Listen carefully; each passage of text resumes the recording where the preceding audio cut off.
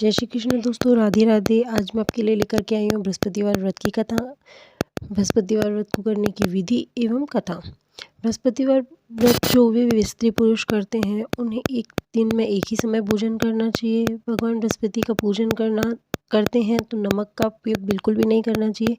पीले चने की दाल आदि का उपयोग करना चाहिए। पीले वस्त्रों को पहनना ही प्राथमिकता देना चाहिए और भोजन में पीले फलों का ही प्रयोग करना चाहिए।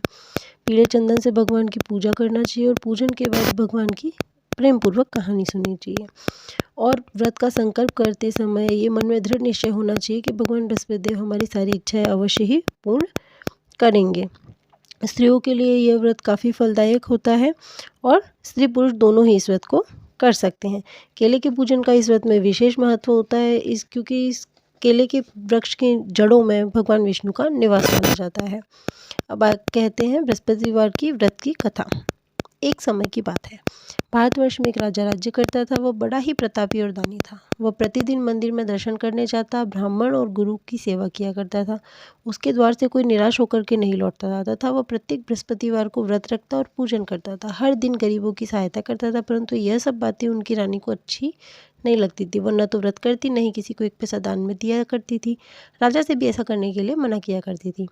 एक समय की बात है, जब राजा शिकार खेलने वन को गए हुए थे तो घर पर रानी और दासी अकेली थी। उस समय बृहस्पति देवी एक साधु का रूप धारण करके राजा के दरवाजे पर भिक्षा मांगने आई। तो वह हूँ, मेरे से घर का ही कार्य समाप्त नहीं होता, इस कार्य के लिए तो मेरे पतिदेव ही बहुत है। आप कुछ इस प्रकार का उपाय करें कि यह सब धन नष्ट हो जाए और मैं आराम से रह सकूं। इस पर साधु महाराज बोले कि हे देवी, तुम तो बड़े विचित्र हो। पुत्र और धन तो सभी चाहते हैं, पापी भी पुत्र और धन की कामना करते हैं। अगर तुम्हारे पास अधिक धन है तो भूखे मनुष्यों को भोजन कराओ, प्याऊ लगवाओ, ब्राह्मणों को दान दो, धर्मशाला बनवाओ, कुआं, तालाब, बावड़ी, बाग, बगीचे आदि का निर्माण करवाओ। निर्धन कुंवारी कन्याओं का जो अपनी विवाह नहीं करा सकती उनका विवाह कराओ। अनेक ऐसे यज्ञ आदि धर्म आदि कार्य हैं जिनको करने से तुम्हारा यश लोक और परलोक में फैलेगा। इस प्रकार के कर्मों से आपके कुल का और आपके नाम भी सार्थक होगा। परंतु इन बातों का रानी पर कोई प्रभाव न पड़ा। वह बोली, साधु महाराज, मुझे ऐसे धन की आवश्यकता नहीं जो और मनुष्यों को बांटती फिरूं, जिसे रखने संभालने में ही मेरा सारा समय नष्ट हो जाए। साधु महाराज ने कहा कि हे देवी, यदि तुम्हारी ऐसी इच्छा है तो ऐसा ही होगा। तुम बृहस्पतिवार के दिन घर को गोबर से लीपना, अपने केशों को धोना, केशों को धोते समय स्नान करना, राजा से कहना कि वह हजामत बनवाए, कपड़े धोबी पे धुलने के लिए डालना, मांस मदिरा आदि का उपयोग करना। इस प्रकार 7 बृहस्पतिवार करने से तुम्हारा सब धन नष्ट हो जाएगा। यह कहकर साधु महाराज वहाँ से अंतर्ध्यान हो गए। रानी ने साधु के कहे अनुसार वैसा ही किया। 3 बृहस्पतिवार ही बीते थे कि उनका सारा धन संपत्ति नष्ट हो गया और भोजन के लिए दोनों समय परिवार तरसने लगा और सांसारिक भोगों से भी दुखी रहने लगा। तब वह राजा रानी से कहने लगा कि हे रानी, तुम यहाँ पर रहो, मैं दूसरे देश को जाऊँ, क्योंकि यहाँ पर तो मुझे सभी मनुष्य जानते हैं, इसलिए कोई कार्य नहीं कर सकता। देश चोरी, परदेश भीख बराबर है। ऐसा कहकर राजा परदेश चला गया। वहाँ जंगल में जाता और लकड़ी काट करके लाता, शहर में बेचता। इस तरह अपना जीवन व्यतीत करने लगा। इधर राजा के बिना रानी और दासी बहुत दुखी रहने लगी। किसी दिन भोजन मिलता और किसी दिन जल पीकर ही रह जाती। एक दिन रानी और दासी को 7 दिन बिना भोजन के हो गए तो रानी ने अपनी बहन से कहा कि हे दासी, यहाँ पास ही की नगरी में मेरी बहन रहती है, वो बड़ी धनवान है। तू उनके पास जा और वहाँ से 5 सेर बेजर मांग के लिया, जिससे कुछ समय के लिए गुजर हो जाएगी। इस प्रकार रानी की आज्ञा मान करके दासी रानी की बहन के पास गई तो रानी की बहन उस समय पूजन कर रही थी, क्योंकि उस रोज बृहस्पतिवार का दिन था। जब दासी ने रानी की बहन को देखा तब वह उससे बोली कि हे रानी, मुझे तुम्हारी बहन ने भेजा है, मुझे 5 सेर बेजर दे दो। इस पर अनेक बार दासी के कहने पर भी रानी की बहन ने कोई उत्तर नहीं दिया तो दासी को बहुत बुरा लगा।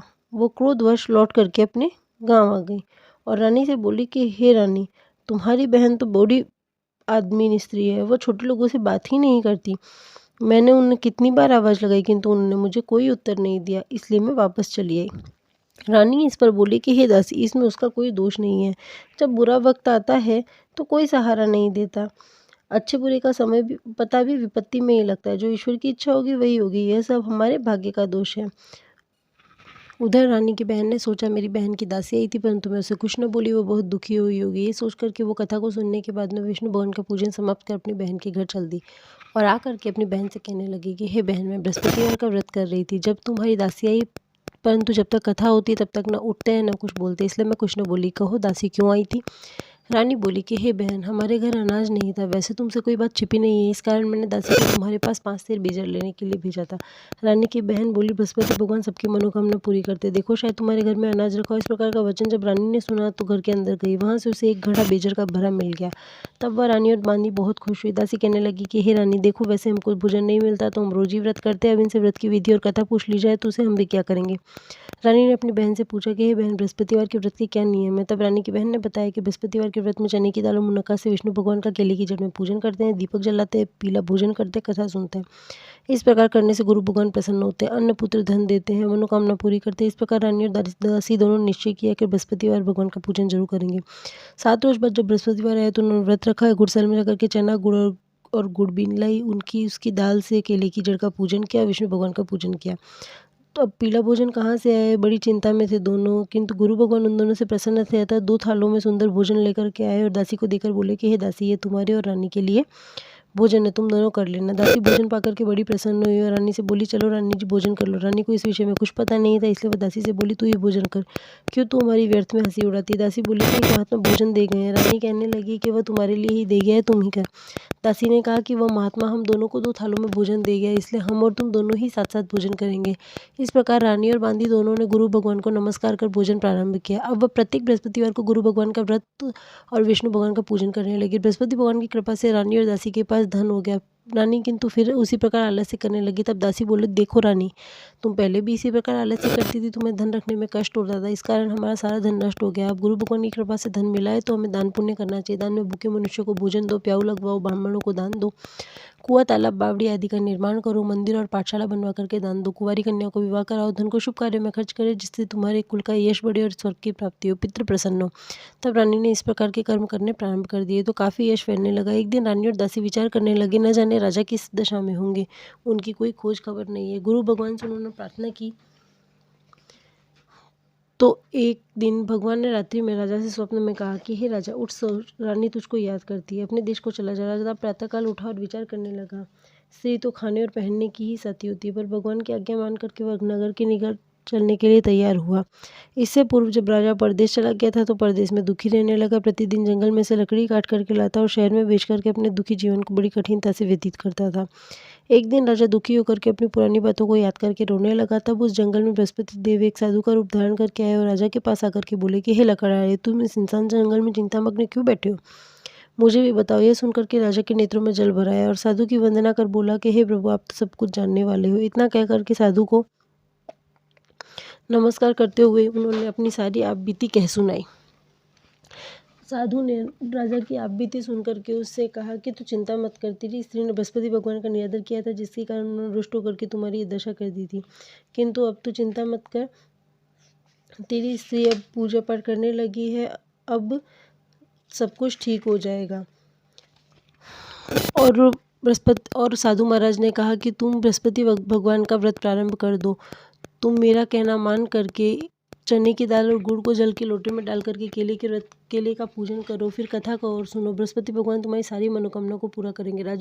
साधु को प्रसन्न देख करके राजा बोले कि हे प्रभु, मुझे लकड़ी बेच करके इतना धन नहीं मिलता जिससे भोजन के उपरांत कुछ बचा सकूं। मैंने रात्रि में अपनी स्त्री को व्याकुल देखा है, मेरे पास कुछ भी नहीं ऐसा जिससे उसकी खबर मंगा सकूं, और बृहस्पति देव की मैं कौन सी कहानी कहूँ ये भी मुझे नहीं पता। साधु ने कहा कि तुम किसी बात की चिंता मत करो, बृहस्पतिवार के दिन रोजाना की तरह लकड़ियाँ लेकर के शहर को जाओ, तुम्हें रोज से दुगना धन प्राप्त होगा, जिससे तुम भली भांति भोजन कर लोगे, बृहस्पति देव की पूजा का सामान भी आ जाएगा। बृहस्पति भगवान की कहानी। प्राचीन काल में एक ब्राह्मण रहता था। वह बहुत ही निर्धन था, उसकी कोई संतान नहीं थी। वह नित्य पूजा पाठ करता, परंतु उसकी स्त्री बहुत मलिनता के साथ रहती थी। वह न तो स्नान करती, न किसी देवता का पूजन करती। प्रातःकाल उठते ही सर्वप्रथम भोजन करती, बाद में अन्य कोई कार्य करती। इससे ब्राह्मण देवता बड़े दुखी थे। बेचारे बहुत कुछ कहते, परंतु उसका कोई परिणाम नहीं निकला। भगवान की कृपा से ब्राह्मण की स्त्री की कन्या रूपी रत्न पैदा हुआ। वह कन्या अपने पिता के घर में बड़ी होने लगी। वह बालिका कन्या रूपी रत्न प्रातःकाल उठ करके विष्णु भगवान का जाप करने लगी, बृहस्पति भगवान का पूजन करने लगी तथा पूजा पाठ को समाप्त करके स्कूल जाती तो मुट्ठी में जौ भर के ले जाती और पाठशाला जाने के मार्ग में डोलती जाती। लौटते वक्त जब ये जौ स्वर्ण के हो जाते उनको बीन कर घर ले आती। एक दिन वह बालिका सूप में सोने की जौ को फटक कर साफ कर रही थी, तो उसकी माँ ने देख लिया और कहा, बेटी, सोने की जौ को फटकने के लिए तो सोने का सूप होना भी आवश्यक है। दूसरे दिन बृहस्पतिवार था। कन्या ने व्रत रखा और बृहस्पति भगवान से प्रार्थना करके कहा कि हे प्रभु, यदि मैंने आपकी पूजा सच्चे हृदय मन से की हो तो मेरे लिए सोने का सूप दे दो। वो कन्या जब जौ बीनती हुई लौट कर आ रही थी, बृहस्पति देव की कृपा से उसे रास्ते में सोने का सूप मिला। वह उसे घर लेकर के आ गई। उससे उसने जौ साफ करने लगी, परंतु उसकी माँ का वही ढंग रहा। एक दिन की बात है, वह कन्या सोने की सूप में जौ साफ कर रही थी। उसी समय वो शहर का राजपुत्र वहां से होकर के निकला। इस कन्या के रूप और कार्य को देख करके वो मोहित हो गया और अपने घर आकर के भोजन तथा जल त्याग कर उदास होकर के लेट गया। राजा को जब इस बात का पता लगा तो उसने मंत्रियों के साथ अपने पुत्र के पास गए और बोले, पुत्र, तुम्हें किस बात का कष्ट है? किसी ने तुम्हारा अपमान किया था? जो कोई कारण हो तो कहो, मैं वही कार्य करूंगा जिससे तुम्हें प्रसन्नता हो। राजकुमार ने अपने पिता की बात सुन करके कहा कि पिताजी, आपकी कृपा से मुझे किसी बात का कोई कष्ट नहीं है, न किसी ने मेरा अपमान किया है, किंतु मैं उसी लड़की से विवाह करना चाहता हूँ जो सोने की सूप में जौ साफ कर रही थी। यह बात सुन करके राजा आश्चर्य में पड़ गया और बोला, हे पुत्री, इस तरह की कन्या का पता तुम्हें लगाओ, मैं उसके साथ तुम्हारा विवाह अवश्य करवा दूंगा। राजकुमार ने अपने पिता के वचन सुनने के पश्चात उस लड़की के घर का पता बतलाया। राजकुमार के बताए पते के अनुसार मंत्री उस लड़की के घर गए और ब्राह्मण कन्या का विवाह राजकुमार के साथ संपन्न हो गया। कन्या के घर से जाते ही पहले की भांति उस ब्राह्मण देवता के घर में गरीबी का निवास हो गया। भोजन के लिए अन्न भी बड़ी मुश्किल से मिलता था। एक दिन दुखी होकर के ब्राह्मण देवता अपनी पुत्री के पास गए और बेटी ने पिता को दुखी देख करके अपनी माँ का समाचार पूछा। ब्राह्मण ने सभी हाल कह सुनाया। कन्या ने बहुत सा धन देकर के पिता को विदा किया। कुछ समय तो सुखपूर्वक बीता, किंतु फिर वही हाल हो गया। ब्राह्मण पुनः अपनी कन्या के यहाँ गया तो कन्या ने कहा कि पिताजी, आप माताजी को यहाँ लिवा लाओ, मैं उन्हें विधि बता दूंगी जिससे गरीबी दूर हो जाए। ब्राह्मण देवता अपनी स्त्री को लेकर के कन्या के यहाँ गए, किंतु प्रातःकाल उठते से ही उसकी माँ ने अपनी पुत्री के बच्चों का जूठन खा लिया। एक दिन पुत्री को बहुत क्रोध आ गया और एक रात में कोठरी से सारा सामान निकाला, अपनी माँ को उसमें बंद कर दिया। प्रातःकाल उसमें से माँ को निकाल करके स्नान आदि करा करके पूजा पाठ कराया तो उसकी माँ की बुद्धि ठीक हो गई। अब प्रत्येक बृहस्पतिवार को व्रत रखने लगी। इस व्रत के प्रभाव से उसकी माँ भी बहुत ही धनवान और पुत्रवती हो गई। बृहस्पति देव की कृपा से उस स्वर्ग को प्राप्त हुई। ब्राह्मण भी सुखपूर्वक इस लोक से सुख भोग करके स्वर्ग को प्राप्त हुए। बोलो बृहस्पति देव भगवान की जय। कहानी बता करके साधु देवता वहाँ से आलोप हो गए और अगला जब बृहस्पतिवार आया तो राजा जंगल से लकड़ी काट करके किसी भी शहर में बेचने गया। उसे उस दिन और दिन की अपेक्षा अधिक धन मिला। राजा चना गुड़ आदि ला करके बृहस्पतिवार का व्रत किया। उस दिन से उसके सभी क्लेश दूर हो गए। परंतु जब दोबारा बृहस्पतिवार आया तो व्रत करना ही भूल गया। इस कारण बृहस्पति भगवान नाराज हो गए। उसी दिन उस नगर के राजा ने विशाल यज्ञ का आयोजन किया था। शहर में घोषणा करवा दी कि कोई भी मनुष्य अपने घर में भोजन न बनावे, न आग जलावे, समस्त जनता मेरे यहाँ भोजन करने आवे। जो भी इस आज्ञा को नहीं मानेगा उसे फांसी की सजा दी जाएगी। इस तरह की घोषणा संपूर्ण नगर में करवा करके राजा के आज्ञा अनुसार शहर के सभी लोग भोजन करने गए। लकड़हारा कुछ देर से पहुंचा, इसलिए राजा उसको अपने साथ महल लिवा ले गए और ले जाकर भोजन करा रहे थे। रानी की दृष्टि उसी खुट्टी पर पड़ी जिस पर उसका हार लटका हुआ था। वह वहाँ दिखाई न दिया तो रानी ने हार की चोरी के अपराध में लकड़हारे को पुलिस बुलवा करके जेल खाने में डलवा दिया। जेल खाने में पड़ा पड़ा राजा सोचने लगा कि न जाने किस पूर्व जन्म के कर्म के कारण मुझे दुख प्राप्त हुआ है, तथा साधु महाराज को याद करने लगा। बृहस्पति देव साधु के में प्रकट होकर के उससे कहने लगे, अरे मूर्ख, तूने बृहस्पति देव की कथा नहीं कही, इस कारण तुझे दुख प्राप्त हो। अब चिंता मत कर, बृहस्पतिवार के दिन जेल खाने के दरवाजे पर 4 पैसे पड़े मिलेंगे, जिनसे तू बृहस्पति देव की पूजा करना, तेरे सभी कष्ट दूर हो जाएंगे। बृहस्पतिवार के रोज उसे 4 पैसे मिले। राजा ने उसी पैसे की सहायता से अपना व्रत और पूजन किया। उसी रात्रि को जब राजा सो रहा था तो बृहस्पति देव ने राजा को स्वप्न में कहा कि हे राजन, उठ, तुमने जिस आदमी को जेल खाने में बंद किया है वह अपने दोष है, वह राजा है, उसे छोड़ देना। रानी का हार उसी खुटी पर लटका हुआ है, अगर तू ऐसा नहीं करेगा तो मैं तेरे सारे राज्य को नष्ट कर दूंगा। राजा प्रातःकाल उठा तो रानी का हार खुटी पर टंगा देख करके लकड़हारे को बुला करके क्षमा मांगी तथा राजा को योग्य सुंदर वस्त्राभूषण दे करके विदा कर दिया। गुरुदेव की आज्ञा अनुसार राजा अपने नगर को चल दिया।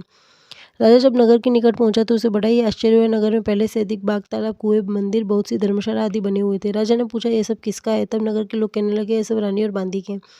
राजा को आश्चर्य हुआ, साथ ही साथ गुस्सा भी बहुत आया। रानी को जब खबर मिली कि राजा आ रहे हैं तो उन्होंने दासी से कहा कि देखो दासी, राजा हमें बहुत बुरी हालत में छोड़ करके चले गए थे, कहीं हमारी ऐसी हालत देख करके लौट न जाए, इसलिए तुम दरवाजे पर खड़ी हो जाओ और जब राजा आए तो उन्हें अपने साथ लिवा लाना। रानी की आज्ञा अनुसार दासी राजा को लिवा लाई। राजा ने क्रोध करके अपनी तलवार निकाली और पूछने लगा, यह सब धन तुम्हें कैसे प्राप्त हुआ? तब रानी ने कहा, यह सब धन बृहस्पति देव के प्रभाव से प्राप्त हुआ है।